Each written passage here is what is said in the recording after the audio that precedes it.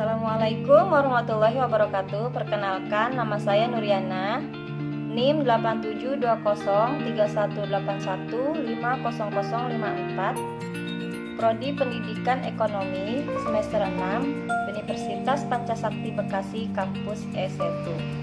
Kali ini saya akan mempresentasikan untuk memenuhi tugas UTS semester 6 dengan mata kuliah Sistem Informasi Manajemen. Dosen pengampu Ibu Cynthia Anissa, RPSPD, MPDE.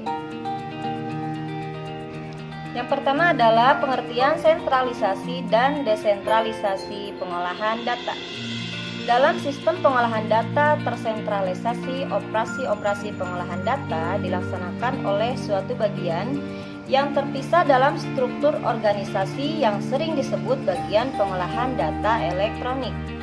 Suatu susunan manajemen fasilitas di mana suatu perusahaan mengambil alih pelaksanaan operasi data dalam organisasi tersebut. Bentuk pengolahan data tersentralisasi dalam struktur organisasi mempunyai faktor pendukung antara lain: 1. Penghematan khusus dalam hardware dan pengadaan personalia.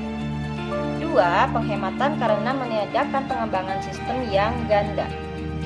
3. Manfaat karena standarisasi. Dan yang keempat adalah manfaat karena sistem yang seragam.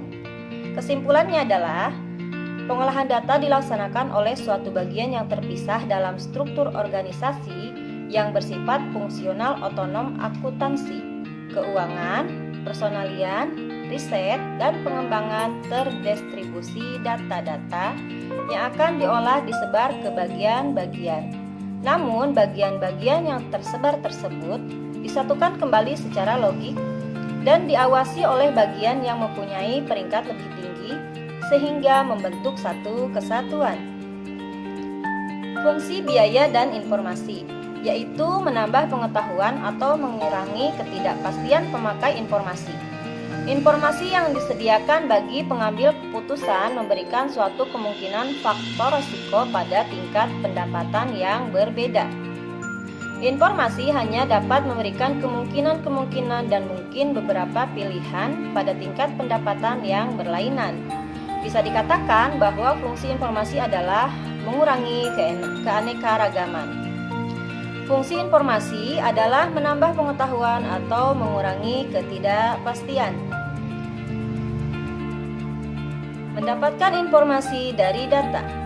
Data adalah kumpulan informasi atau keterangan-keterangan yang diperoleh dari pengamatan.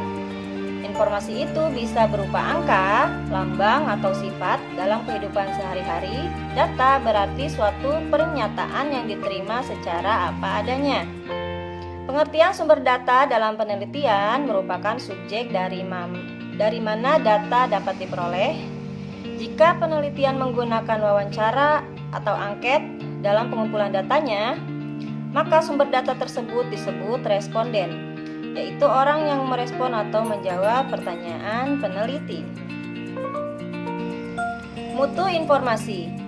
Mutu informasi itu lebih penting daripada jumlahnya. Informasi berbeda dalam mutunya disebabkan oleh penyimpangan atau kesalahan. Apabila penyimpangan diketahui oleh penerima informasi, ia dapat menyesuaikannya. Kesalahan merupakan suatu masalah yang lebih sulit karena untuk menyesuaikannya tidak mudah. Proses pengukuran yang menghasilkan laporan dan ketetapan data dalam laporan mengandung ketepatan yang tidak terjamin. Pengertian sistem informasi manajemen. Pengertian sistem informasi manajemen adalah seperangkat prosedur gabungan yang mengumpulkan dan menghasilkan data yang andal, relevan, dan terorganisir dengan baik, yang mendukung proses pengambilan keputusan suatu organisasi. Singkatnya, ini adalah sekelompok proses di mana data diperoleh, dianalisa, dan ditampilkan dengan cara yang berguna untuk tujuan pengambilan keputusan. Demikianlah tadi sedikit yang dapat saya sampaikan. Wabillahi taufiq wal hidayah. Wassalamualaikum warahmatullahi wabarakatuh.